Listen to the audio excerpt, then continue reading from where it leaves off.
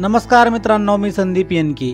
आपण जे उरफुटोस्तर धावपळ करतो ना, पळापळ करतो ना पैसा कमवण्यासाठी, ती कशासाठी याची अनेक उत्तरे येतील। एक अतिशय महत्त्वाचं उत्तर आहे ते म्हणजे आपल्या मुलांसाठी।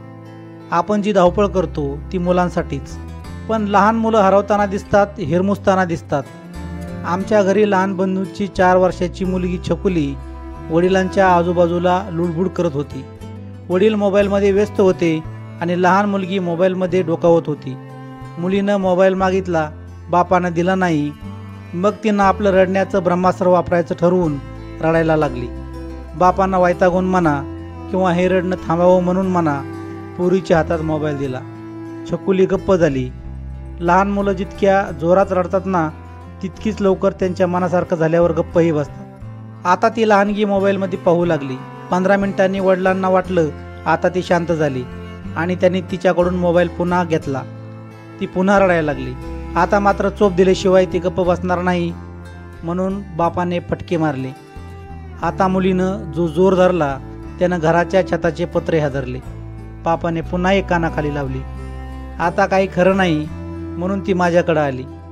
लहान मुलांना जेव्हा आईबापाचा आधार मिळत नाही तेव्हा ती इतर गोष्टींचा आधार घेतात, ही गोष्ट इथं दिसून आली। मग मी जवळ घेतलं, तिला उचलून घरासमोर असणाऱ्या पसरट दगडावर बसलो आणि गप्पा मारायला सुरुवात केली। तिला 2-3 गोष्टी सांगितल्या।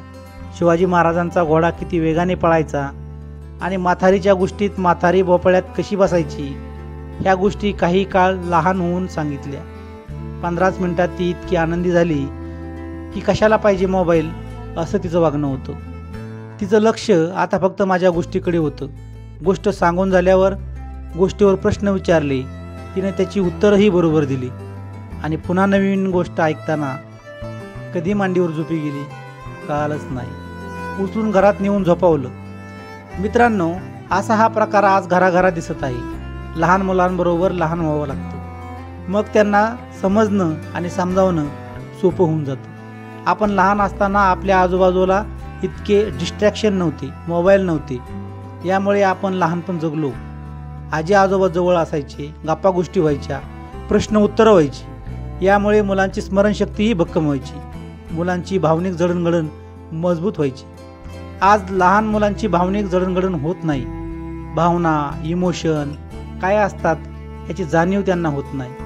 आणि मग मोठी झाल्यावर आपल्या डोळ्यात त्यांच्या समोर जरी पाणी येत असेल ना आणि आपण रडत जर असलो तरी मुलांना काहीच फरक पडत नाही, कारण नात्यांची ती भावनिक गुंतवणूक आहे ना, ती आपण मुलं लहान असताना केलेली नसते, कारण त्यावेळेस आपण मोबाईलमध्ये गुंतलेलो असतो। धन्यवाद मित्रांनो।